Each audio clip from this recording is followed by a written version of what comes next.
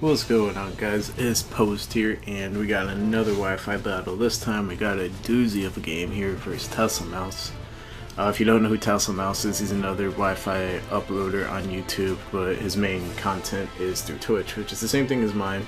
That's kind of how I got to know him, because he does Wi-Fi battles, and I do Wi-Fi battles on Twitch. You could find all his information in the description, as well as my information if you would like to battle me on my stream. Now this time I went over to his stream to battle because I didn't really feel like streaming that night, but felt a little urge to battle, so I thought, well, maybe I'll get the chance to battle him because he has a raffle system on his stream, and I got it. And like I said, this is going to turn out to be actually a very close game. Both of us definitely could have made better plays, but it does turn out to be very close. So it'll be an exciting game to the oh my god, I can't speak. An exciting finish for you guys, as you'll see. So. Looking at team preview, I'm using the Crocodile Mega Diancie team that we built on Team Building Thursdays, and he's using some Hippowdon, Zard X, Latias type of balance. Looks like kind of an older team, like that I would expect out of XY, except for the Scarfarachi. Scarfarachi was not common in XY, but his team is looking just a little.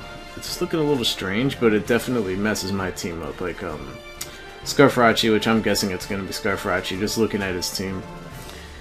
Like, it outspeeds everything that I have. My only real answers are Crocodile and Skarmory, which he has plethora of answers to deal with, and Zardex. If Zardex gets up to +1, I lose. At the same time, though, besides Latias and Sylveon, he has nothing to take hits from my Keldeo, and besides Sylveon, he has nothing to take hits from my Diancie. And my Moongus annoys him a little bit. So we're gonna go ahead and get into the game. So both our teams kind of mess each other up, so that's why the game's gonna be kind of exciting, because both our teams mess each other up a little bit. So it's gonna come down to who can play better to prevent the other opponent's Pokemon from messing their team up. At least that's what it would hope to be. So I predict Rotom to lead off with, not specifically Rotom, but the only two things on his team that I'm worried about, or that my Moongus can't deal with, are Latias and Charizard, and I figured that he wouldn't lead with either of them, just because I have things that can mess both of those up, mainly my Diancie, which had a very high chance to lead, because it's a Diancie. So I decided to lead with my Moongus instead. Rotom leads, he Volt Switches. I'm able to put the Jirachi to sleep. That's kind of an unusual thing to put to sleep, considering how good Scarf Jirachi is versus my team. I figured that he'd be putting maybe Hippowdon to sleep, or something along those lines. But as we're going to see, the Sylveon ends up having Heal Bell, so it makes sense in that regard that he can just Heal Bell them off later. So I'm going to go to Skarmory as he brings in Sylveon. I'm just going to spike up, just throw down spikes, hit the Jirachi, hit Hippowdon a little bit harder. And I'm not really too concerned about Latias if it defogs, because I have Crocodile that can Pursuit Trap it, and I have Tornadus T as well, which is an Assault Vest variant. So I'm going to go for Whirlwind right here, because like I said, I can't let this Charizard X get the opportunity to come in for free. I gotta play Keep Away with it. So I'm going to go for Whirlwind right there. He goes to Rotom, and I end up getting Latias, which is unfortunate, but it's not that big of a deal because I can just throw down spikes. I thought he would defog or something, and even if he went for HP Fire, that would only be a 3-hit KO on my Skarmory. So I'm not really too concerned about the Latias, so I just throw down this second layer of spikes. He ends up going for Will-O-Wisp right here. I predict the Volt Switch, and since I'm Spit Up Skarmory, I actually don't take that much from it. I think I only take 70%. The little annotation will show you exactly how much damage I take from that Volt Switch. But I end up getting burned, and now at this point I can't take a Volt Switch because I could Roost again, but the burn damage that I took previously plus the burn damage that I'll take the next turn means that my Skarmory will not be too effective. It'll probably end up being around like 60%, yeah, around 60-65%. So I don't want it taking that Volt Switch. I just decided to go to a Moongus. Plus, either way, Charizard would have gotten the opportunity to come in anyway. But I still think I played that sequence alright, because getting my Moongus burned would have been very bad. So right here he goes for the Psyshock, despite the fact that I have Crocodile, which is kind of peculiar to me, but the math shows why his play kind of makes sense. So my Tornadus can't take that, so I just decided to U-turn right there, predicting the switch, because what Latias wants to stay in on a Tornado? So actually, I got damage off on him, or he got damage off on me. So that makes sense. So I just U-turn out anyway. It's a smarter play. I go out to Skarmory, figuring that he would go for the Draco Meteor, and Skarmory is my best thing on this team to take a Draco Meteor from Latias. I am Speed F Skarmory. But he ends up just going for another Psyshock, which is kind of peculiar. I don't really understand why he's doing this. So now I'm going to predict the Rotomosh to come out, and I'm just going to go... well, I predict Rotomosh to come out, so I'm going to go to Moongus, but he stays in again and defogs. And again, this gives my Crocodile the opportunity to come in and mess everything up. So I don't really know what this is. Like, what he's accomplishing. Like, yeah, he got rid of my spikes. He got a bunch of damage off on my Tornadus T. So he's actually accomplishing a lot. But, like, the logic of him just going for Psyshocks doesn't make sense. Now, I'm going to throw the little annotation up. And Draco Meteor does 94% to 111% approximately. So, in that sense, it does... Like, he shouldn't really be worried about it. But I could be Choice Scarf Crocodile too, which is another thing. So, I mean, at the same time, Crocodile was my only logical rocker. Because, I mean, Diancie and Skarmory could have had the rocks, but Crocodile makes the most sense if you look at my team. So, maybe that was his logic. But if I was Scarf right there and I switched it on a Psyshock and I got rid of his Latias, that means that my Keldeo could have just done a ton of damage to his team. Like, literally to a KO'd everything. So, I don't agree with this series of plays right there, but a bunch of action happened since then. My Moongus is going to Spore. I think this is where I get the Rotomosh prediction, right, with the Moongus. And I could put Jirachi back to sleep, and Sylveon's probably going to come in anyway. So, I think I go for Stun Spore predicting the Sylveon. No, Charizard comes in. Do I go for Stun Spore on this? No, I just switch out. What do I go to on the Charizard? Okay, I go to Crocodile. Ooh, nice. So, I go to Crocodile. Right here. I don't know. Oh yeah, I predicted Latias to come out, so... I predicted Latias to come out because that was his switch into Amoonguss last time. So, I decided to predict it this time and go to Crocodile. And... he switches out in Fear Stone Edge. Now that's a pretty smart conservative play, and I actually predict him to do that and just go for Stealth Rocks. The thing that doesn't make sense though is that the only variant that carries Stone Edge is like the Scarf sets, and he obviously wasn't afraid of my Crocodile being Choice Scarfed if he was just clicking Psyshocks like that.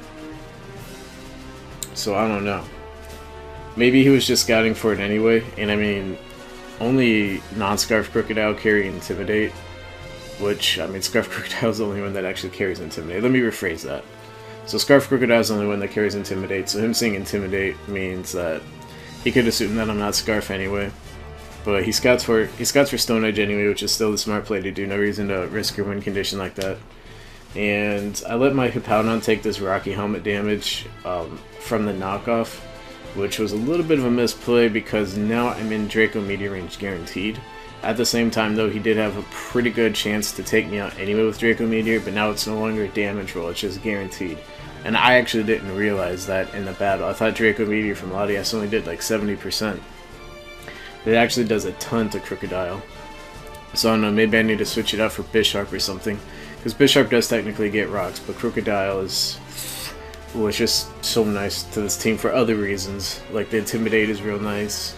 The Ground Dark is also real nice, so I don't know. So anyways, he's going to go out to Latias right here, and I'm going to predict that and go for the Stun Spore. I predicted that or Charizard. Either way, Stun Spore was pretty nice. I think Charizard was what I was specifically predicting, because if I went to Latias, or if he went to Latias right there, then I should have probably gone to Tornadus. To punish him for going to Latias, knocking him off, doing that type of stuff. U-turning to get Regenerator. But getting Latias Stun Spored anyway is not bad at all. Now he's going to go for Draco Meteor right here. I go to Crocodile because the last couple of times he's been clicking Psyshock. But he switches it up this time nicely and just goes for Draco Meteor. And I'm going to get hit. I'm going to take a ton of damage to the point where I die. And again, Draco Meteor does 94 min. So that was a bit of a... I don't really want to say it's a misplay. But I think I just got kind of tilted by his Psyshock plays. So this part of the game, I'm not really making the best plays because his Psyshock plays definitely tilted me. So my Crocodile's gonna die. It's unfortunate because now I can't trap his Latias, which means that's gonna be a lot more difficult for my Keldeo to get in and do some work.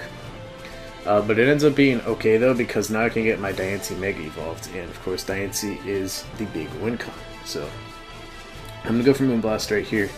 Jirachi was kind of obvious, and in hindsight I could have just gone for Earth Power, but again, those between the Psyshock plays and the fact that I lost my Crocodile when I didn't really want to, because again I expected that Draco Meteor to do a lot less for some reason. I'm not even a Silt Vest or anything, so between those two things I was a little tilted, so I didn't really predict that, but again there's not really any reason to risk. Now here, not going for Moonblast again was just as bad. That was actually worse, not going for the Moonblast, because then I could have just 2-hit KO'd the Rotom, which also freed up a lot of room for Keldeo. And like pretty much everything else on my team. Like, this team does not really appreciate Rotom Wash if it weren't for like a Moongus and the fact that I hit everything hard. So I should have gone for the Moonblast right there. There really wasn't any reason not to, because Rachi has to burn a sleep turn anyways. But I went for Earth Power right there, so that's the play that I did. Not a good play, but it's what it is.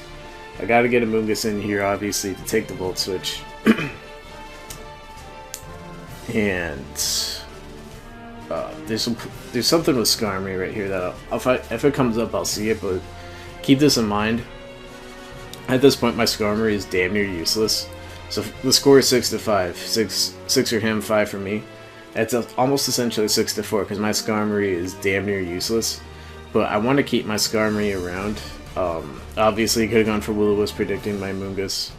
Burn my Moongus. He could do a lot of other things, but Rotom Wash getting momentum is really bad for him because I'm playing from behind, so I can't afford to give him any extra momentum. So as the game progresses, so like the reason why I'm not going out to Skarmory in certain situations when I could have is that I want to keep it for later in the game versus Rotom to death fodder it off. That's not an issue right now, but that's just something that I want to point out. Because right now there's not really anything going on, it's just sort of self-explanatory things. He Heal Bells. Obviously, I go for Spore, he decides to Spore off Charizard. And between that and the Stealth Rock switch-in makes it pretty much useless. Now I go to Tornadus right here because, again, the last couple of times his switch-in has been Latias. But he goes to Jirachi this time. To be honest, I should have Stun Spored anyway, but I don't know. I mean, my Tornadus gets Regenerator anyway, so it's not a big deal. And, yeah, here it is. So, Skarmory makes the most sense right here, right? But what if he had something like Fire Punch and obliterated my Skarmory? Then Rotom Wash becomes a lot more difficult to deal with because Rotom Wash gets a free switch-in and it just gets free momentum. And considering the position that I'm at, that just makes it really, really tough for me. So that's why I want Skarmory to stay around. Now what unfortunately ends up happening is that he goes for Ice Punch. He plays it safe right there, just goes for Ice Punch. And my Moongus gets hit with the Ice Punch and I get frozen. Now this really sucks for me because the Moongus is one of my most important mons to win, and it's basically useless now. It's even more useless than Skarmory. Unless I can unthaw, which I've honestly never unthawed in ORAS unless I use Scald or like a fire move. That's like I swear it's like RBY. I know it's not how it's technically supposed to be, but that's just my personal experience with Freeze.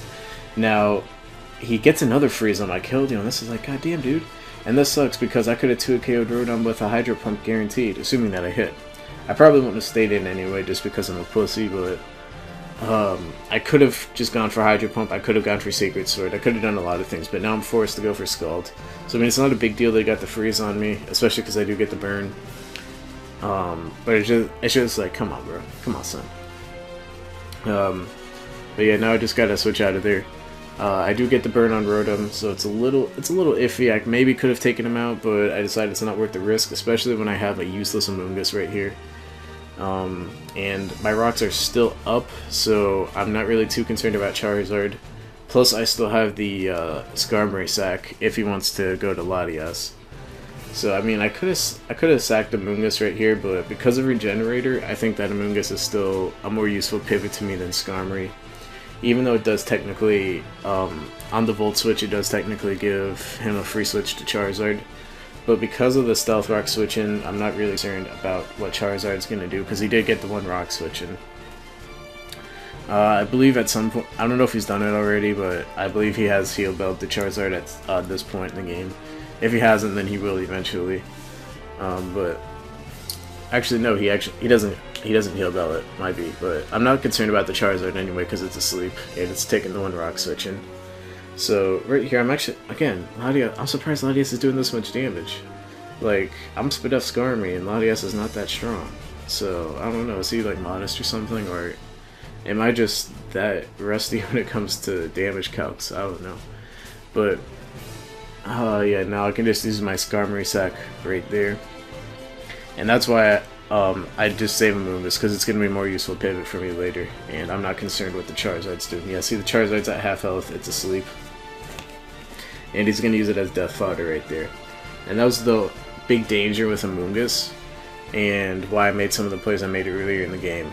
Like the Whirlwind with Skarmory early in the game, when I could have sit down a Spike, I could have switched, I could have done something else, was that I didn't want to give the Charizard a free switch in.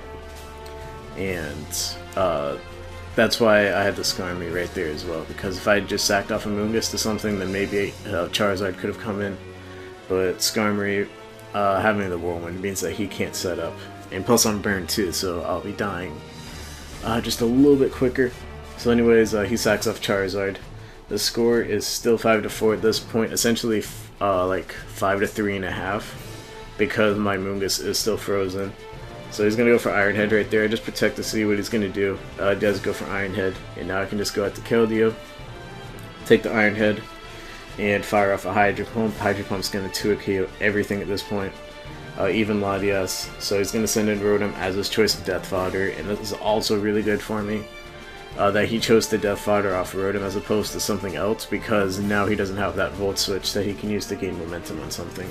So he's going to go to Jirachi right here, and the way he went out to this means that he probably has Zen Headbutt, which is kind of unusual to me. I don't know, that doesn't make much sense, because you're losing out on Trick, which is very helpful versus Stall, or you're losing out on Healing, which is just very helpful versus every other playstyle, by running 4 attacks on Jirachi. But you know what, it's going to end up working out for him in this particular situation, because he can just go for another Zen Headbutt, or he can just go for 2 Zen Headbutts and take out my Amoonguss. Like I said, at this point my Amoonguss wasn't useful anyway. So I just decided to sack it off, and I can just go to Tornadus right here. I can take a Zen Headbutt. So I go for a U-turn right here instead of the knockoff. Knockoff would make the most sense, but at the same time, I have 3 Mons left, right? And if Hippowdon gets a free switch in, I'm screwed, because I don't think my Keldeo can take an Earthquake from Hippowdon plus an Iron Head from Jirachi, and if it can't take 2. And it's more likely than not that he's going to flinch. So at this point, I just pretty much... So that's why I went for U-turn right there, because I didn't want his Hippowdon to get a free switch. Now right here, he ends up winning the speed tie with my Diancie. I don't think it had a big impact on the game, but I'll explain it a little bit later. But what it does is it limits my opportunities to win. I'm still down. I believe the score is either 3-3 or 4-3. I want to say it's actually, yeah, it's 3-3. And it just limits the opportunities that I have to win, the fact that I had to take that Psyshock damage. But I basically have to hack him essentially to win. That's how the situation is going. So he's going to make a giant choke right here. Actually, this entire endgame is so sloppy, and it pretty much ruined this game, which was otherwise fantastic. I mean, the game was still fantastic, but first of all, I miss Heat Wave, and this actually turns out to be a mini blessing in disguise. I should have just gone for knockoff right there, to be honest. Knockoff would have taken him out. But me missing Heat Wave was so nice, because now I can go out to whatever I want. I don't have to deal with any wish shenanigans. I can just go out to Keldeo and Hydro Pump, but I Scald. And this is actually going to be a misplay. And this part of the video is going to slow down right here, because I need to explain my thoughts in more detail. And you'll see some math coming up right here. So I thought for some reason Scald did 52% minimum. As you'll see, Scald does something like 39% minimum is what the number is, whereas Hydro Pump does 54% minimum. So what I should have done was Scalded, switched to Diancie, and Death Foddered off Diancie, and then come in for the Hydro Pump. But what that does at the same time, and why, so that's actually not what I should have done, ignore that. But that was one play for me that I could have done right there. Because I think that Scald is alright right there, because if I miss, I would lose anyway, so Scald, switch out to Diancie, that's a potential play. At the same time though,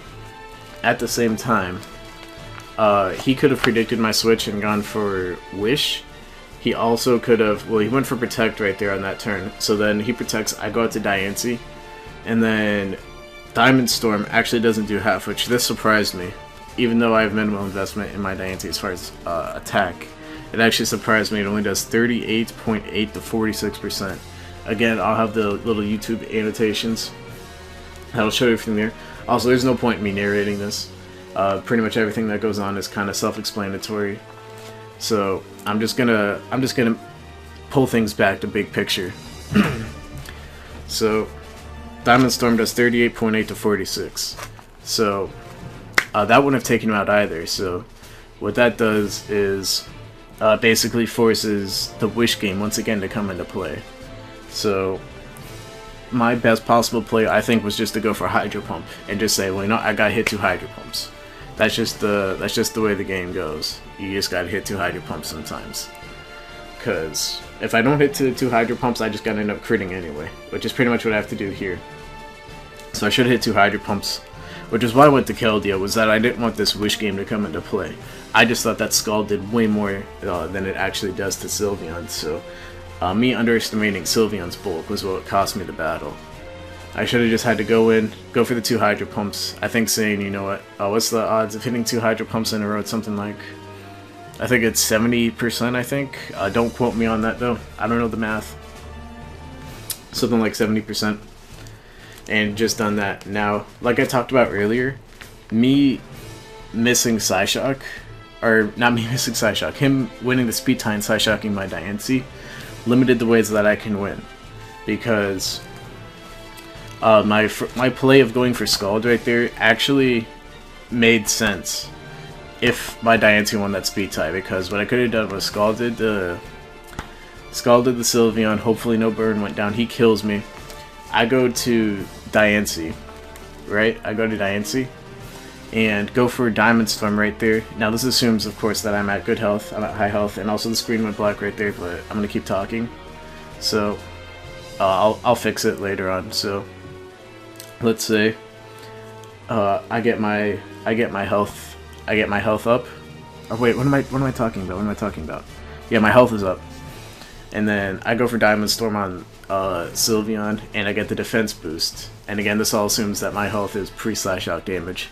Then I can live a Earthquake from Hippowdon without the defense boost.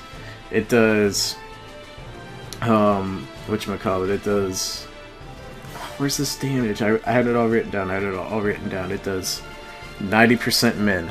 Yeah, it does 90% min. And after +1, yeah, after +1, so I had already taken the Stealth Rock damage, so that 90% min was a guaranteed KO. After +1, I don't have the number out here on my piece of paper, but I think it would have done at least 70. So, be going for Diamond Storm right there and getting the defense boost, which is 50%, means that I could have 2KO'd him with Moonblast, and he wouldn't have been able to kill me with Earthquake. That's what that whole explanation was. So again, that's I don't think it had a big deal because I would have had to rely on the 50%, but it just limited the chances that I had to win. Basically, what it came down to is I would have had to hit 2 hydro pumps. But like I said, it didn't really matter anyway because I thought that skull would have been enough to do it, but it wasn't. So that's just unfortunate. But yeah, GG's Tesla. Again, go check out his description in the links. It was still a real close game to the end. I know this narration probably doesn't make sense to you unless you kind of understand the game. I know it's kind of like it's not a very nice thing to say, but a lot of my narration that I did for this game was thinking less about what's just going on the screen and thinking more big picture, if that makes sense. So hopefully that helps you sort of understand what's going on big picture. If it doesn't, then you know what, go ahead, drop that thumbs down, I don't really mind. But yeah, thanks for watching the video, guys. Again, GG's the Tesla, super cool dude, you should definitely check him out. Hopefully you sub to my channel as well and follow me on Twitch as well. Hopefully you leave the thumbs up and not the thumbs down. And later, friends.